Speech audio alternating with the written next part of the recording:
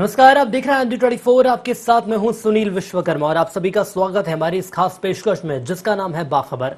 बाखबर में आज हम बात करेंगे कोरोना संकट की और सोते हुए दल की। जी हां, पूरे देश में कोरोना का कोहराम मचा हुआ है। वहीं यदि दूसरे राज्यों की हम बात करें तो यहां से प्रवासी मजदूर लौट रहे हैं, घर वापसी इनकी हो रही है। लॉकडाउन में गरीबों, जरूरतमंदों के लिए सामाजिक संगठन मसीहा बने हुए हैं और लगातार जरूरतमंदों तक मदद पहुंचा रहे हैं। जरूरतमंदों की मदद को आगे नहीं आ रहे हैं राजनीतिक पार्टियों के कार्यकर्ता। ना ही सड़क पर, ना ही मोहल्लों में और ना ही गलियों में कार्यकर्ता नजर आ रहे हैं। लेकिन यदि हम दावे की बात करें तो सबसे ज्यादा दावे यही राजनीतिक पार्टियां करती हैं।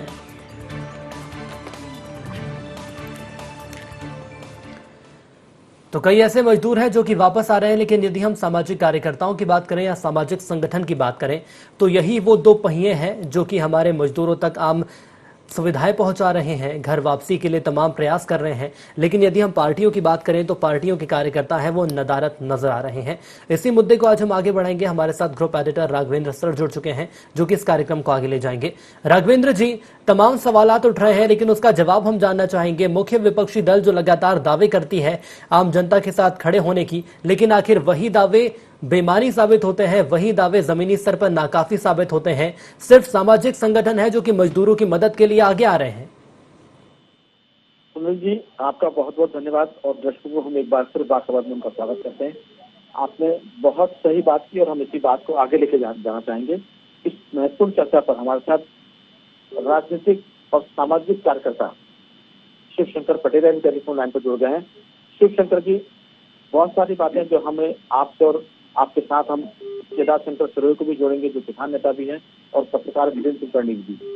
दरअसल शिव शंकर जी, राजनीतिक जो दल है उनकी अगर हम संख्या देखें तो संख्या अगर बीजेपी की देखें तो 50 लाख के ऊपर बीजेपी के मध्य प्रदेश में अकेले कार्यकर्ता है। कांग्रेस की अगर हम बात करें तो कांग्रेस के करीब 15 से 17 लाख कांग्रेस के कार्यकर्ता हैं। आज की पूरी चर्चा में हम किसी भी दल को आक्षेप नहीं लगाएंगे, बल्कि हम राजनीतिक दलों की जो जिम्मेदारियां हैं उस पर फोकस करना चाहेंगे। इस चुनाव के वक्त शिव शंकर जी, आप राजनीतिक कार्यकर्ता भी, आपको पता है कि कैसे दिन रात पार्टियां अपने कार्यकर्ताओं को शहर से लेकर गांव तक भेजती है, पंचायत के चुनाव तक। लेकिन क्या इस महामारी के दौर में, जो 100 साल के बाद एक महामारी का दौर आया है, उसमें राजनीतिक दलों के कार्यकर्ता क्या आपको उतनी ताकत से सड़क पर नजर आ रहे हैं जितना वो चुनाव के समय काम करते हैं? जबकि ये वक्त ज्यादा नाजुक है लोगों को मदद करने का। एक चीज मैं और जोड़ूंगा कि जिस ढंग से मध्य प्रदेश या अन्य राज्यों से लोग अपने घरों की तरफ जा रहे हैं, श्रमिक मजदूर या आम जो लोग हैं जो गाड़ी के अभाव में पैदल जा रहे हैं, उनकी मदद करने के लिए अगर पॉलिटिकल पार्टी सक्रिय हो जाए तो हमें लगता है कि सरकार की जरूरत नहीं पड़ेगी। राजनीतिक दल के कार्यकर्ता इस समस्या का समाधान कर सकते हैं। आपकी राय? सर, ऐसा है कि राजनीतिक दलों पर हम केंद्रित ना हो और सरकार को कुछ ना करना पड़ेगा, इसको ये भी कहना बिल्कुल एकदम अपने आप में असत्य है, क्योंकि सरकार ही इस समय इस वीराने में तो हर आदमी। शंकर जी, मैं आपको शुरुआत में चाहता हूँ कि सरकार की हम आलोचना खूब करेंगे, राजनीति के भी झगड़े खूब होते हैं चैनलों पर।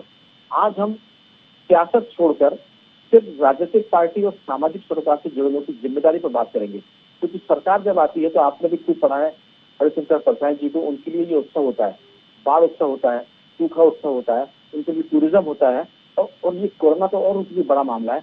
हम सिर्फ इसलिए हमारा दिल और आपका दिल दुख रहा है क्योंकि जो सड़क पर लोग गुजर रहे हैं, आपको याद होगा कि जब बड़े नेताओं की सभाएं होती तो 5-5 लाख लोग इकट्ठे किए जाते हैं, बीजेपी की और कांग्रेस की।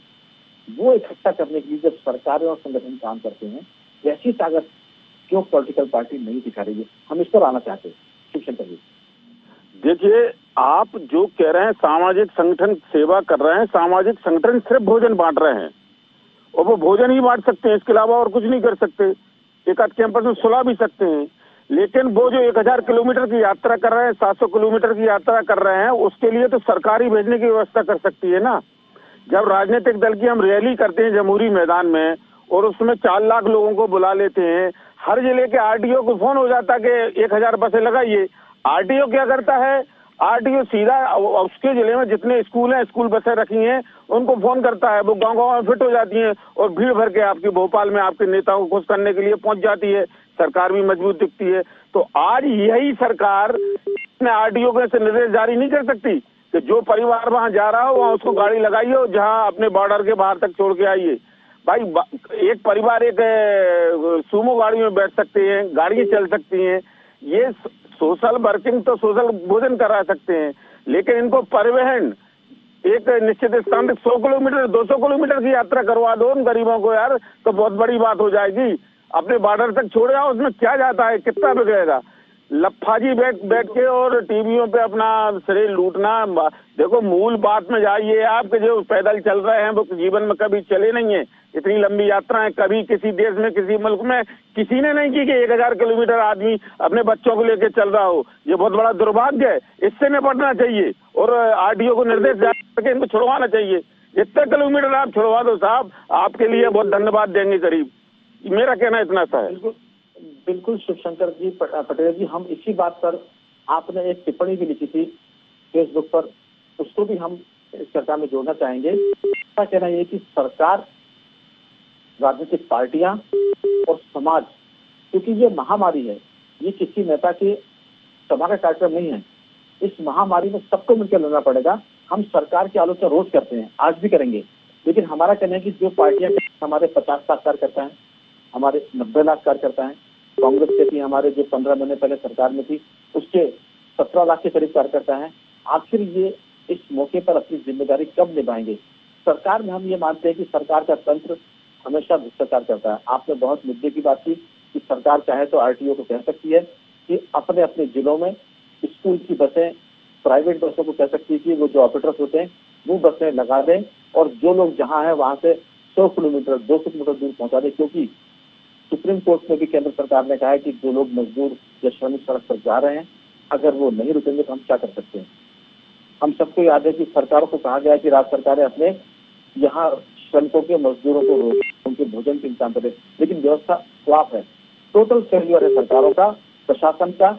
अब बात आती है पॉलिटिकल पार्टीज की तरफ से कि उसमें लोग मेहनत से काम नहीं करते कि वो महीना का भुगतान ले रहे हो, वो लोग दिल से काम करते हैं। मैं लोगों को आपके पास बहुत सारी बातें हमारे साथ टेलीफोन पर केदार शंकर सिरोही भी जुड़ेंगे। मैं उनसे पूछूंगा कि केदार शंकर जी, दरअसल बीजेपी कांग्रेस का सवाल नहीं है बिल्कुल। आज राजनीति के लिए बहुत सारे टाइम आएंगे जिस पर हम राजनीति करेंगे, सरकार की आलोचना तो हम इसमें करेंगे ही, लेकिन हम इस पर फोकस करना चाहते हैं कि जो पार्टियां अपने नेताओं की सभा में भीड़ इकट्ठी करती है 1 लाख से लेकर 5 लाख तक की, आखिर वो पार्टियां श्रमिक जो मजदूर हैं, महिलाएं गर्भवती हैं, बच्चों के पैरों में छाले पड़ गए हैं, बीमार है लोग, आखिर उनकी मदद के लिए कोई किसान संगठन, कोई कांग्रेस का संगठन, कोई बीजेपी का संगठन क्यों आगे नहीं आ रहा। केदार जी, देखिए, इसमें ये आज एक बड़ा चिंता का विषय है और जिस तरीके से जो हमारी सड़कें आंसू बहा रही है, आदमी नहीं, औरत नहीं, बच्चे नहीं, बुजुर्ग नहीं, बहन बेटियां नहीं, सड़कें आंसू बहा रही है। जो हम खबर पढ़ते हैं कि सड़क पर डिलीवरी हो रही है, उसके 1 घंटे बाद उनको पैदल चलना पड़ रहा है, पैर में छाले आ गए हैं, किसी का बच्चा खत्म हो गया है, गाड़ी में बेल को बेचकर एक बेल के साथ उसका बेटा को जुट के चलना पड़ रहा है। ये इतना बड़ा चुनौती का समय है।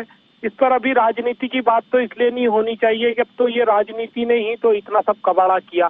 अगर विजन होता तो आज ये व्यवस्था या अव्यवस्था नहीं होती, व्यवस्था में हो जाती। हम आपदा में अवसर ढूंढने की जगह नहीं आते, अवसर हम अपना क्रिएट कर लेते। आज अगर हम लोग देखते हैं तो सभी लोगों का नैतिक दायित्व बनता है हम सबको आगे आके, जिसको कुछ लोग फोटो खिंचवा के देना चाहते हैं तो वो दे, कुछ गुप्त में करना चाहते हैं तो करें। मुझे सबसे अच्छी खुशी हुई है कि इंदौर के क्षेत्र में अगर आप देखें तो सामाजिक संगठन है, कई ऐसे राजनीतिक संगठन है जिनको मैं जानता हूँ, मेरे कई दोस्त हैं, कई साथी हैं, वो फल फ्रूट, पानी, दूध, चाय, चप्पल, कपड़े, हर तरह की व्यवस्था कर रहे हैं। ये पूरे देश के अगर अखबारों में देखें तो हमारे मध्य प्रदेश में तो और भी मानवीयता मजबूती से दिख रही है कि केदार शंकर जी की जो किसान संगठन है, क्योंकि किसान ही देश को अन्न दे रहा है और किसान ही और सामाजिक कार्यकर्ता ही इस समस्या से सरकार की या जनता की मदद कर सकते हैं। अगर इस पूरे मामले में किसान संगठन सड़क पर, क्योंकि खेतों में काम खत्म हो गया है, अब अगर वो चाहें, हालांकि किसान खुद बहुत मुश्किल में है, लेकिन अगर वो चाहे, क्योंकि अन्नदाता वही है, वो मदद कर सकता है। जहाँ जहाँ गांव से लोग गुजर रहे हैं, किसान संगठन के लोग, राजनीतिक जो कार्यकर्ता हैं, वो अगर तंबू लगा दें, पानी का इंतजाम कर दे, खाने का इंतजाम कर दे, जैसा शिवशंकर पटेल जी बता रहे थे कि अगर सरकार, आरटीओ जो रोड टैक्स ऑफिसर हैं, आरटीओ जो क्षेत्रीय परिवहन अधिकारी हैं, वो अगर इंतजाम कर दे, अपने रसूख के द्वारा स्कूल की बसों में डीजल पेट्रोल भरवा दे और कम से कम 200 किलोमीटर अगर उनको आगे पहुंचा दे जो लोग सड़कों पर जा रहे हैं, तो बड़ी मदद होगी। इस पर आपका क्या कहना है?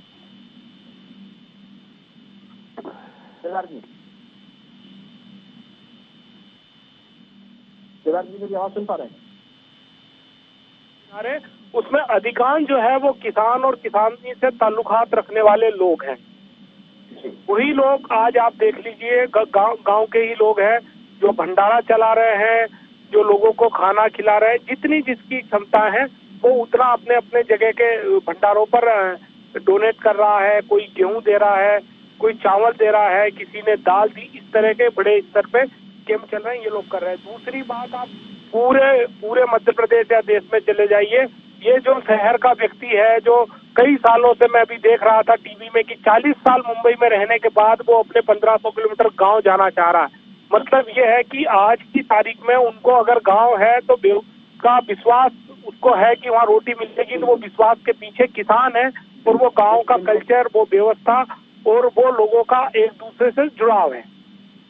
केदार जी, मैं आपसे बातचीत करूंगा, शिवशंकर जी भी टेलीफोन लाइन पर बने रहेंगे। शिवशंकर जी, आपसे मैं अगला सवाल करूंगा, लेकिन इसके पहले हम जा रहे हैं एक बहुत छोटे से ब्रेक पर। आप दोनों साथी फोन लाइन पर बने रहिए। यहाँ रुकेंगे छोटे से ब्रेक के लिए, जल्द लौटेंगे। देखते रहिए आई अंडर 24।